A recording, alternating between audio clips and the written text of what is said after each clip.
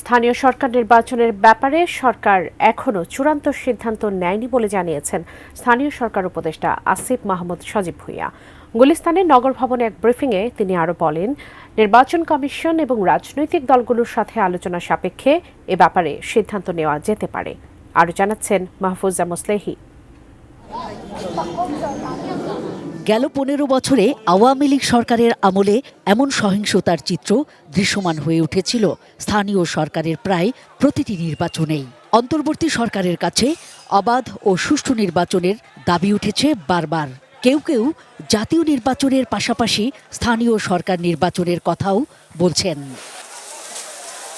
ঢাকা দক্ষিণ সিটি কর্পোরেশনের নগর ভবনে অনুষ্ঠিত এক প্রেস ব্রিফিংয়ে স্থানীয় সরকার উপদেষ্টা জানান, এ নির্বাচনের ব্যাপারে চূড়ান্ত সিদ্ধান্ত হয়নি। স্থানীয় সরকার নির্বাচন আয়োজন করার ক্ষেত্রে এখন পর্যন্ত যদিও কোনো চূড়ান্ত সিদ্ধান্ত হয়নি, তবে ইতিবাচক নির্বাচন কমিশন তারপর রাজনৈতিক দলসহ আদার স্টেক হোল্ডারদের সাথে কনসালটেশনের ভিত্তিতে এই বিষয়ে একটা সিদ্ধান্তে পৌঁছানো যাবে।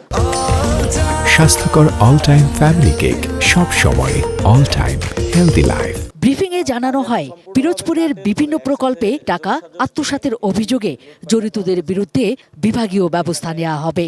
দুদকে মামলার সুপারিশও করবে স্থানীয় সরকার মন্ত্রণালয়। অর্থ লোপাট করা হয়েছে প্রায় ১৬47 কোটি ৪৮ লক্ষ টাকা।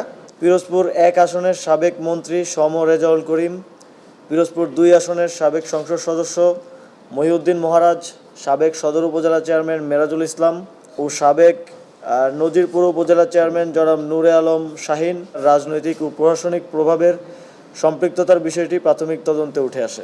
উপদেষ্টা বলেন, সিটি কর্পোরেশনগুলোতে বিগত সরকারের আমলে রাজনৈতিক নিয়োগ নিয়ে বিব্রতকর অবস্থায় পড়েছে অন্তর্বর্তী সরকার। কথা বলেন ঢাকা উত্তর সিটির প্রশাসক নিয়োগে ডিউ লেটার প্রসঙ্গেও।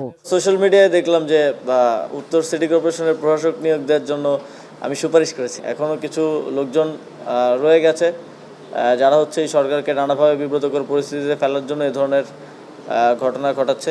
আগের সরকারের নতজানু নীতির কারণে প্রতিবেশী দেশের ভূমিকা নিয়েও কথা বলেন স্থানীয় সরকার উপদেষ্টা।